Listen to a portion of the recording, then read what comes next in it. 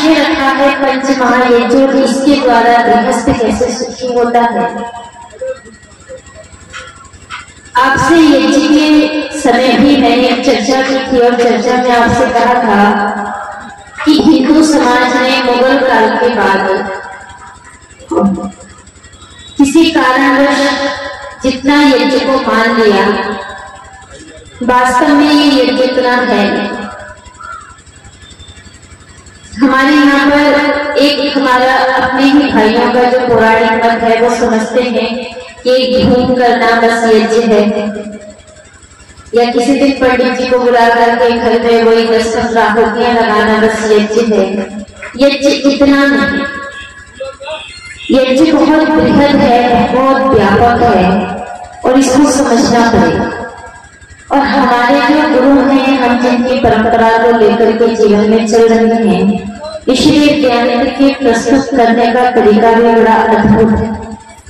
और ऋषि कहते हैं कि यज्ञ 3 प्रकार का होता है, नित्य, नैमित्तिक और काम। हम घरों में जिस यज्ञ की बात करते हैं या जिस यज्ञ पे विषय रखा गया है पंच महायज्ञ, ये नित्य यज्ञ के अंतर्गत आता है। और नित्य यज्ञ क्या है? नित्य यज्ञ है अपने माता पिता की सेवा करना, प्रातः काल सायंकाल उठ करके ईश्वर का धन्यवाद करना, आए हुए अतिथि को यथा सामर्थ्य सम्मान करना, पशु पक्षी जो हमारे आसपास हैं उनके साथ अच्छा व्यवहार करना। और हम पर्यावरण को दूषित करते हैं, इसलिए इसकी शुद्धि के लिए अग्नि में आहुति देना, अच्छे अच्छे द्रव्यों की, हवि की। और इसको हमारे अनेक शास्त्रों में, शतपथ ब्राह्मण में, जो भी हमारे कर्मकांड के शास्त्र हैं, वहां पे इनको एक अलग नाम देकर के संबोधित किया गया, ब्रह्म यज्ञ, देव यज्ञ, अतिथि यज्ञ, बलिवेश देव यज्ञ और पितृयज्ञ। कुछ लोगों के मन में ऐसी शंका होती है कि हम यज्ञ करते हैं, उन्हें किसी दूसरे कार्य को करने की जरूरत नहीं है, क्योंकि प्रायः हम लोग बताते हैं कि दान करना भी यज्ञ है, किसी गरीब बच्चे की मदद करना भी यज्ञ है, किसी भूखे को भोजन देना भी यज्ञ है। तो लोगों को लगता है कि हम ये सब कर्म तो करते हैं, हमें यज्ञ करने की जरूरत नहीं है। और कुछ लोगों को लगता है कि हमें दैनिक अग्निहोत्र को तो हम प्रतिदिन करते हैं, हमें इन कार्यों को करने की जरूरत नहीं है। लेकिन देखिए, ऋषि के समझाने का तरीका बड़ा अद्भुत है। ऋषि कहते हैं दान करने का अलग फल है, सेवा करने का अलग फल है, और यज्ञ में आहुति देने का, अग्निहोत्र करने का अलग फल है। दान देना, किसी की सहायता करना, कर्म अच्छे करना, वो दैनिक अग्निहोत्र का विकल्प नहीं है। अर्थात प्रतिदिन सायंकाल प्रातः काल हमको दैनिक अग्निहोत्र करना चाहिए।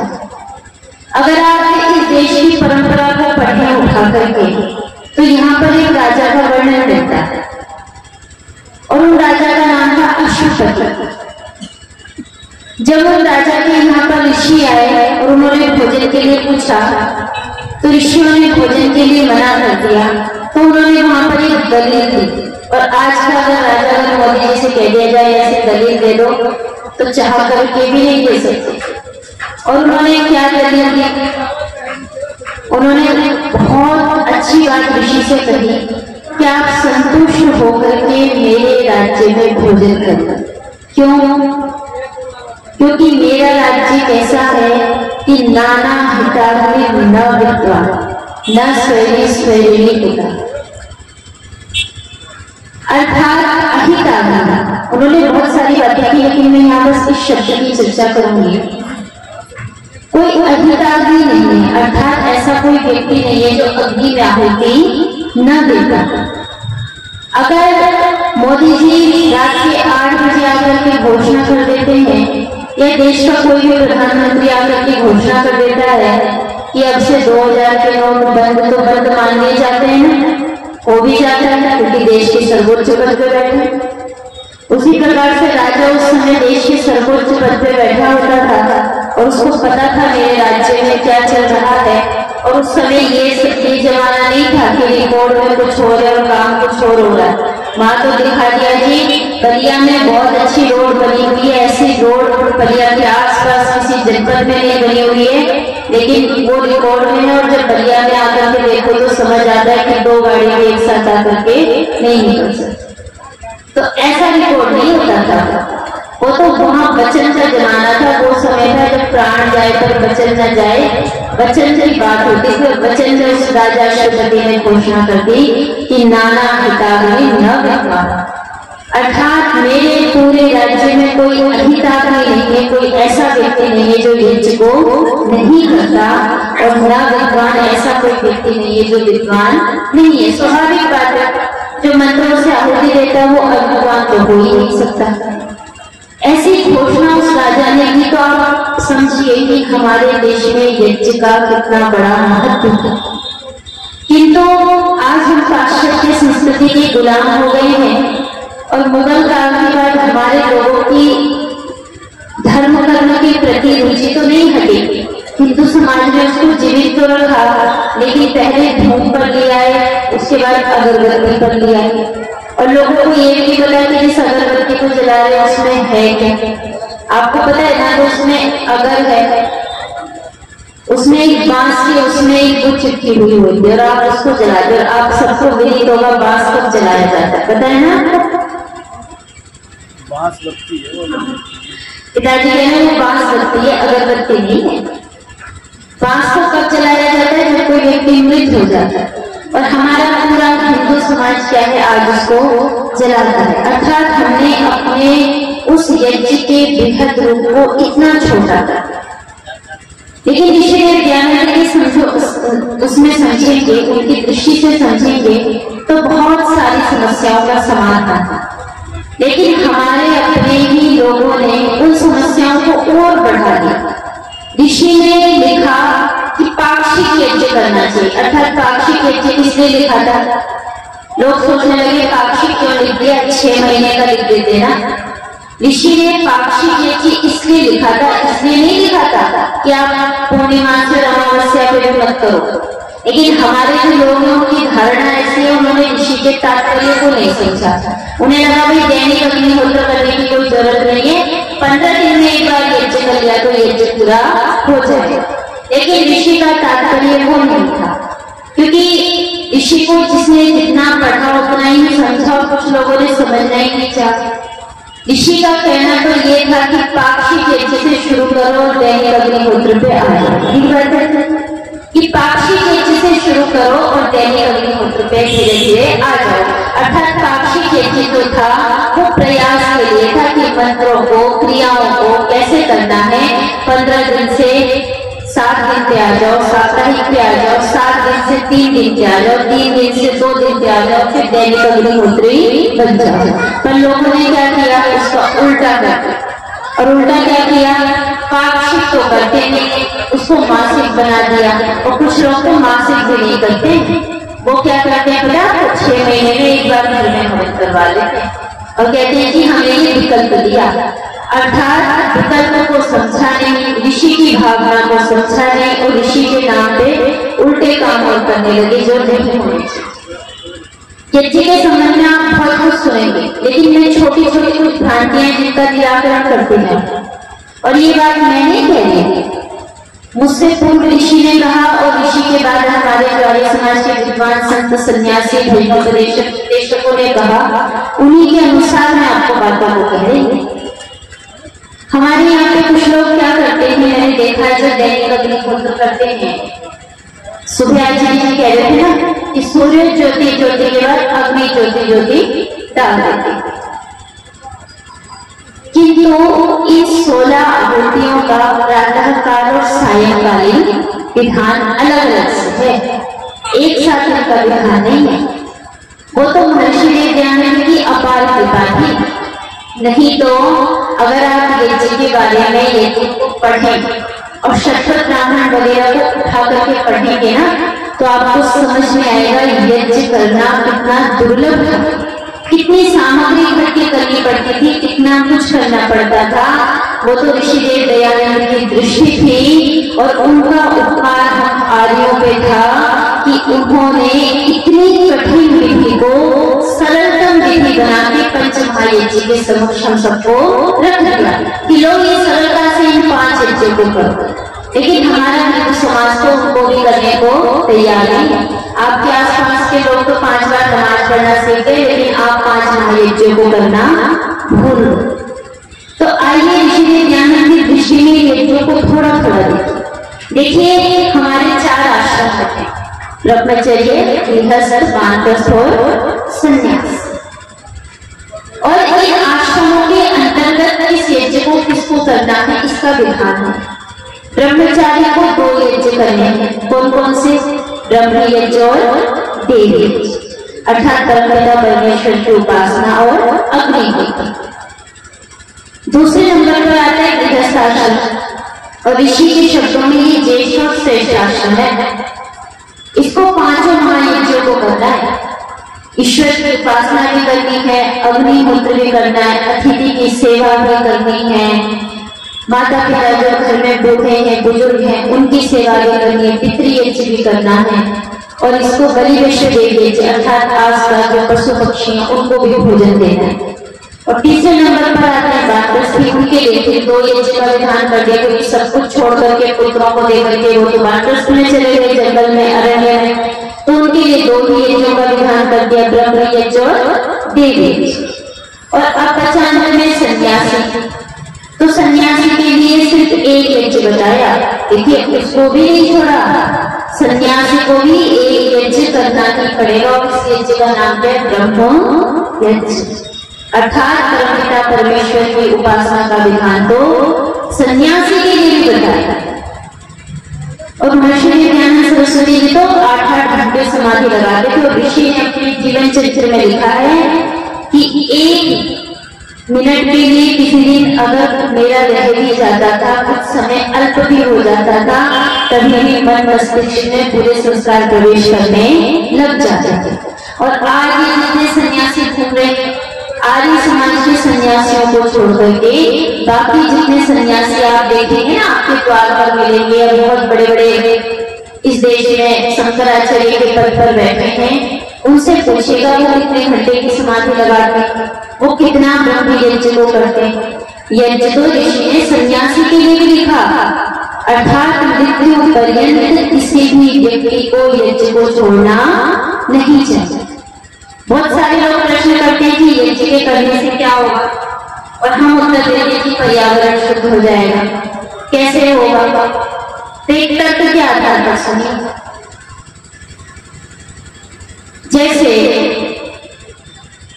आपके पास बहुत सारा कर्जा है, आपने किसी से कर्जा ले लिया 25 लाख रुपए, और आपकी सैलरी हो 50-60-70 हजार रुपए, नौकरी हो आपकी। अब आपको क्या करना है? आपने कर्जा तो ले लिया है ना, तो एक काम तो आपके पास ये है कि या तो आप उस पूरे पैसे को अपने ऊपर खर्च कर लो, ठीक है। दूसरा ये है कि आप पूरा पैसा कर्जा चुकाने में दे दोगे, और तीसरा क्या है माध्यम कि उसमें से 30% में अपने घर के और अपने खर्चे चलाओ, बाकी उससे अपना कर्जा जो दे रखा है उसको ले रखा है उसको निपटाओ। ठीक उसी प्रकार आपने भी इस प्रकृति से कर्जा ले रखा है, आप इसकी वायु का यूज करते हैं, उपयोग करते हैं, आप कार्बन डाइऑक्साइड छोड़ते हैं और ऑक्सीजन लेते हैं, आप पसीना छोड़ते हैं, मल मूत्र का त्याग करते हैं, गंदगी का यहाँ पर त्याग करते हैं, कहीं पर थूकते हैं, कहीं पन्नी फेंक रहे हैं, कहीं भोजन करके उन पत्थरों को फेंक दे रहे हैं। आप प्रकृति को गंदा कर रहे हैं या नहीं कर रहे? तो प्रकृति से आपने कर्जा ले रखा है। अब प्रतिदिन यज्ञ करके उस कर्जे को या तो लौटा तो या आपका कर्जा ब्याज सहित बढ़ता चला जाएगा। और बहुत ही, मैं अगर 1 मिनट की व्याख्या करने लग जाऊं तो समय गुजर जाएगा, लेकिन मैं आपको बताऊं हमारे यहाँ तो दंड संहिता बनी, और दंड संहिता में क्या लिखा हुआ है, न तिष्ठति यह पूर्वा नोपस्ते यश्च पश्चिमा ससूत्रवत् बहिष्कारेण सर्वस्मात् विजयः। जो व्यक्ति सुबह ईश्वर की स्तुति नहीं करता, हवन नहीं करता, शाम को हवन नहीं करता, सायंकाल हवन नहीं करता, ऐसे व्यक्ति को शूद्र बहिष्कारी, शूद्र का मतलब वो नहीं है कि उसका ऐसे बहिष्कार कर देना चाहिए, अर्थात समाज में जहाँ सामाजिक बुद्धि परामर्श का कार्य हो ऐसी जगह से उस व्यक्ति को हटा देना चाहिए। और अगर आपकी यहाँ के शब्दों में कहे तो कह दो कि उस व्यक्ति का भूख का पानी बंद कर देना चाहिए, अर्थात घर से दाल रोटी उसको नहीं देना चाहिए। इतनी कड़क दंड संहिता इस देश में चलती थी ये चिंता करने वालों की। लेकिन आज हमारी हालत क्या है? आज तो हम यज्ञ से बचने का कोई ना कोई उपाय ढूंढते ही रहते हैं। जिस देश में इतने बड़े बड़े यज्ञ हुआ करते थे, अश्वमेध जैसे यज्ञ हुआ करते थे, उस देश के लोगों को आप देखेंगे तो शाम को एक अगरबत्ती जला दी, सुबह एक अगरबत्ती जला दी, घंटी बजा दी और लगता है हो। देखिए हर यज्ञ का अपना फल होता है। पूज्य हमारे आचार्य जी से जी के ब्रह्मा मंच पर उपस्थित हो रहे, एक बार कर्तन ध्वनि से आचार्य जी का स्वागत करेंगे। तो ब्रह्म यज्ञ का अपना फल है। कहते हैं ईश्वर की उपासना से क्या होगा? ऋषि लिखते हैं ईश्वर की उपासना करने से, उसकी स्तुति करने से, संध्या करने से दोनों समय व्यक्ति चट्टान जैसी समस्याओं से भी आसानी से पार हो जाता है। आज आप देश में देखते हैं बहुत ऐसे ऐसे बच्चे, नई नई उम्र के बच्चे आत्महत्या कर लेते हैं। बंबई की वो घटना आपको याद होगी कि उस बीच में अपनी पत्नी और बच्चे सहित उस 36 वर्षीय युवक ने कूद करके जान ली। क्यों? क्योंकि आत्मबल तो है ही, समस्याओं से पार होने का रास्ता जो ईश्वर देता है उसके समीप कभी बैठे नहीं, संध्या कभी की नहीं, ईश्वर की असली स्तुति उपासना क्या होती है पता ही नहीं है। इसलिए उस युवक के पास आत्मबल था ही नहीं, छोटी सी समस्या ही घबरा गए और अपने प्राण ही दे दिए। दूसरा हम ये अग्निहोत्र करते हैं। मैं इस पे बहुत ज्यादा चर्चा नहीं करूंगी, लेकिन कोरोना काल में सब लोगों ने मान लिया कि इससे बढ़िया उपाय रोगों से मुक्ति का कुछ भी नहीं है। और कभी हमारे यहाँ ऐसे ऐसे विद्वान हैं जो वृष्टि यज्ञ करा देते हैं, रोगों से मुक्ति करा देते हैं। अगर आप उनकी पुस्तकों को उठा करके पढ़ेंगे तो आपको पता चलेगा कि कैंसर और बड़ी बड़ी टीबी जैसी बीमारियों का इलाज भी यज्ञ से संभव है। तीसरे नंबर पर अगर हम पितृयज्ञ को देखेंगे तो यहाँ तो बड़ा बड़ा हाल है भारत देश का। इसकी अगर मैं चर्चा करूं तो यहाँ यही हालत है कि श्राद्ध नहीं, हमारे श्राद्ध में इतना हलवा पूरी चढ़ाते हैं, ऊपर रखते हैं, हमारे पिता लोग आएंगे, अर्थात जीवित माता पिता से दंगम देंगे और मरे बाप को पहुंचाए देंगे। मतलब जो जीवित माता पिता हैं उनके साथ तो दंगा करते हैं, उनको समय पर भोजन नहीं देते, उनके साथ ढंग से व्यवहार नहीं करते, उनको पूछते नहीं है, उनकी मंशा नहीं जानते हैं। और जो मरे हुए जब माता पिता मर जाते हैं तो 13 दिन तक दुनिया भर की हलवा पूरी बनाएंगे कि हमारे मरे हुए जो लोग हैं, मृत लोग हैं, वो खाएंगे। कभी अगर आत्मा के स्वरूप पर चर्चा हो तो इसके बारे में मैं जरूर चर्चा करूंगी कि बहुत बड़ी भ्रांति हिंदू समाज में फैली हुई है कि छाता दो, ये दो, वो दो। अरे कुछ नहीं, जब तक आत्मा शरीर में होती है तभी तक वो भोक्ता होती है, इन चीजों का उपयोग कर सकती है। मृत्यु के बाद आत्मा इन चीजों का उपयोग नहीं कर सकती। इसलिए जीवित रहे माता पिता के साथ श्रद्धा रखनी चाहिए। अरे आप कभी सोचो दो, दुनिया में कोई ऐसा प्राणी है जो गीले में बैठ करके आपको सोफे में बिठा दे? नहीं है, लेकिन एक माँ होती है।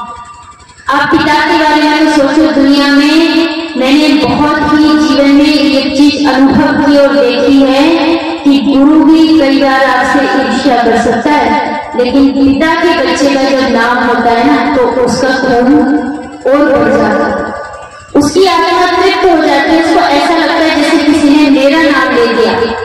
जब अपने बच्चे की उपलब्धि पर ताली बजती है तो पिता को लगता है जैसे मेरी उपलब्धि पर ताली बज रही है। लेकिन आज पितृयज्ञ का जो हाल हिंदू समाज में दिखाई देता है, इससे बड़ी दुर्घटना कुछ नहीं हो सकती कि हमने अपनी आने वाली संतति को हम क्या सिखाया। मैं एक बहुत अच्छी वीडियो देख रही थी और फेसबुक पे जब चलती वीडियो तो उसमें कई बहुत अच्छी घटनाएं आती और उस घटना में मैंने एक चीज देखी। और क्या देखा, एक बच्चा है और उस बच्चे की वो अपनी माँ को देख रहा है और वो माँ को क्या करते हुए देख रहा है कि ये जो माँ है ये अपनी जो सास है इसको छोड़ कर आओ, कहीं बाहर इसको डाल करके आओ। और बेटे ने क्या किया, अपनी पत्नी के कहने पर अपनी उस वृद्ध माँ को जो विधवा थी और उसने अपने बच्चे को बड़े ही यत्न पूर्वक पाला था, उसको वृद्धाश्रम में छोड़ करके आ गया। अब देखिए बच्चा जो देखता है वही सीखता है। उस बच्चे ने अपने माता पिता से कहा कि माँ जब आप वृद्ध हो जाओगे ना तो मैं भी आपको वृद्धाश्रम में छोड़ करके आ जाऊंगा, मैं आपको अपने पास नहीं रख पाऊंगा। हाँ, मैं कभी कभी आपसे मिलने आता रहूंगा। तो आज हिंदू समाज में घरों में जो हो रहा है वो सिर्फ हमें बर्बाद नहीं कर रहा बल्कि हमारी आने वाली पीढ़ी को भी बर्बाद कर रहा है। इसलिए मृत माता पिता के बहुत श्राद्ध तर्पण और गंगा नहलाने से अच्छा है जीवित रहते माता पिता की आज्ञा मानना, जीवित रहते माता पिता को तृप्त करना, माता पिता की सेवा करना, क्योंकि उनसे ज्यादा शुभ चिंतन के संसार में कोई दूसरा आपका नहीं हो सकता। और बात रही बलि वैष्णदेवी जी की, तो बलि वैष्णदेवी जी तो यहाँ तो कढ़ाइयों में मछलियां ढूंढ ढूंढ के खाई जा रही हैं और आप जगह जगह देखेंगे तो मांस के टुकड़े हैं। और मैंने उस दिन चर्चा की थी ना कि बीफ एरिया में आपका देश सबसे नंबर 1 पर आता है, अर्थात गो मांस बेचने में भारत सबसे पहले नंबर पर है।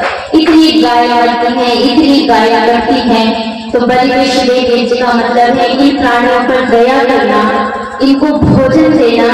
और मैं एक विधि कराती, जब मैं कभी विवाह संस्कार कराती तो मैं गोदान में विधि कराती और क्या कराती कि उनसे यथा सामर्थ्य पैसा ले लेते हैं गोदान के नाम पर। और हमारे जो गुरुकुल चल रहे हैं, जहाँ पे गौशालाएं चल रही है, वहां पे रसीद कटवा के उनको रसीद दे देते हैं। अर्थात अगर आप गाय को नहीं रख सकते, आपके घर आपके पास इतना स्थान नहीं है कि आप पशु पक्षियों को जीवों को रख सकें, तो ऐसी जगह जहाँ गायों का पालन हो रहा है, गायों की रक्षा हो रही है, पशुओं की रक्षा हो रही है, पशुपालन हो रहा है, ऐसी जगह अपने धन को दिया जाए, अपने धन का व्यय किया जाए। और बात करिए अतिथि यज्ञ की, तो अथर्ववेद को आप पढ़ेंगे तो वहां बहुत कुछ लिखा है कि को ये खिलाना चाहिए, वो खिलाना चाहिए, ऐसी व्यवस्था करनी चाहिए। मैं बहुत दूर नहीं जाऊंगी, आप खुद अपने आत्मनिरीक्षण करके देखिएगा आज हम अतिथि यज्ञ के नाम पर करते क्या है। व्यवस्थाओं की बात को छोड़ दीजिए, व्यवस्था वैसे मूलभूत आवश्यकता है, व्यवस्था बहुत अच्छी करनी चाहिए अतिथियों की, लेकिन व्यवस्था की बात को छोड़ दीजिए। अतिथि यज्ञ का स्वरूप ये होता है कि अतिथि मतलब आपको पता है ना, यज्ञ का एक नाम देव, अतिथि भी देव होता है, विद्वान भी देव होते हैं। और जब विद्वान आपके घर पर आते हैं, आपकी जगह पर आते हैं, तो वो देव होते हैं। व्यवस्था छोड़िए, उन देवों की कही हुई बातों को भी मनुष्य उनके जाने के बाद ताली बजा के हाथ जोड़ लेता है। अर्थात अतिथि यज्ञ का सबसे बृहद स्वरूप ये है कि जो विद्वान आपके घर में आकर के अच्छी बातें बताते जा रहे हैं, उनको जीवन में धारण करना। तो यज्ञ के नाम पर ये बहुत सारी भ्रांतियां हमारे समाज में चल पड़ी हैं कि दान देने से यज्ञ सफल हो जाता है। दैनिक अग्निहोत्र का पंच महायज्ञ का कोई विकल्प नहीं है, आपको प्रतिदिन करना ही पड़ेगा। आप नहीं करोगे तो ऋषियों उपनिषद के वाक्यों में आप ऐसी योनि में जाओगे जहाँ पर ना तो आप फिर कुछ कर सकते, ना बोल सकते, ना विचार कर सकते, ना स्वाहा बोल सकते, ना हवन कर सकते।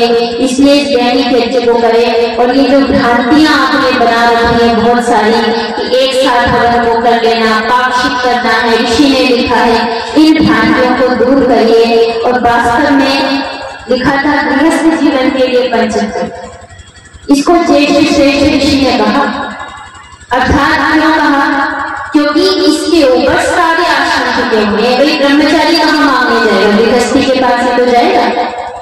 सन्यासी किसके द्वार पर जाएगा? गृहस्थी के द्वार पे तो जाएगा। राष्ट्र के लिए कुछ मांगना हो तो किसके द्वार सुधार हो जाए। गृहस्थी के लिए वानप्रस्थी से क्या मांगे जंगल में, ब्रह्मचारी से क्या मांगे, वो तो खुद ही धोती कुर्सी में बैठा हुआ, उससे खुद क्या मांगेंगे। और गृहस्थी के लिए प्रार्थना की गई वयं श्याम तयोरयिना। आपको पता है, आप जो पंच महायज्ञ की आहुति देते हैं ना, वहां मंत्र एक है, आहुति 5 है। क्यों है? क्योंकि वहां 5 चीजों की कामना की गई। किन 5 चीजों की? प्रजा, पशु, ब्रह्म, वर्चस्व, अन्न और आदि। और गृहस्थी के लिए वो है तो गृहस्थी उसमें डालते हुए परमपिता परमेश्वर से प्रार्थना कराई गई है, प्रभु मुझे ये 5 चीजें दो। वयं श्याम तयोरयिना में धन ऐश्वर्यों का स्वामी हो, 6 प्रकार के जितने ऐश्वर्य हैं वो मेरे घर में हो, अच्छी संतान हो, मैं समाज की सेवा कर पाऊं, ये प्रार्थना गृहस्थी महायज्ञ में करता है। इसलिए तो ऐसी आहुति यहाँ पर दी जाती है। तो गृहस्थ को बहुत श्रेष्ठ आश्रम कहा है। और इसके ऊपर ज्येष्ठ का मतलब क्या है? जिसके ऊपर सारे आश्रम टिके हुए हैं। अगर इसमें सुधार हो जाए तो सारे आश्रमों में अपने आप सुधार हो जाएगा, सारे आश्रम अपने आप पुष्ट हो जाएंगे। इसलिए गृहस्थ को सुधारना बड़ा जरूरी है। और गृहस्थी को ये 5 यज्ञ करने चाहिए, ईश्वर की उपासना भी करनी चाहिए। मैं कहती हूँ कई बार इस सायंकाल बैठ करके अपने बच्चों के साथ, चाहे समय ना हो, 5 मिनट 10 मिनट बैठ के ईश्वर से प्रार्थना करने के बाद घर में किसी न किसी अच्छी बात पर विचार करना चाहिए, हंसना चाहिए, बोलना चाहिए। क्योंकि आज तो रिश्ते ही नहीं बचे हैं। ऐसा करने से आपके रिश्ते बचेंगे, आपस में संबंध बढ़ेगा, माता पिता बच्चों के बीच एक अच्छा मानसिक लगाव होगा। और जब ये आश्रम उन्नत होगा तो ये और आश्रमों को भी उन्नत करेगा। राष्ट्र को सुनागरिक देने की कर्तव्य भी इसी के पास है। एक अच्छा समाज के ऊपर संकट आए तो दान देने के लिए भी ये खड़ा होता है। इसको सब समस्या में समाधान की दृष्टि से देखते हैं। इसलिए इस गृहस्थ आश्रम में ऋषि ने लिखा है, अन्य आश्रमों के लिए 2 लिखे, सन्यासी के लिए 1 यज्ञ लिखा, लेकिन गृहस्थी के लिए 5 यज्ञ लिखे। जब ये 5 यज्ञों को करेगा तो इसका गृहस्थ प्रबल होगा और उससे ये राष्ट्र प्रबल होगा। तभी जाकर के हम और समस्याओं से समाधान पा सकते हैं।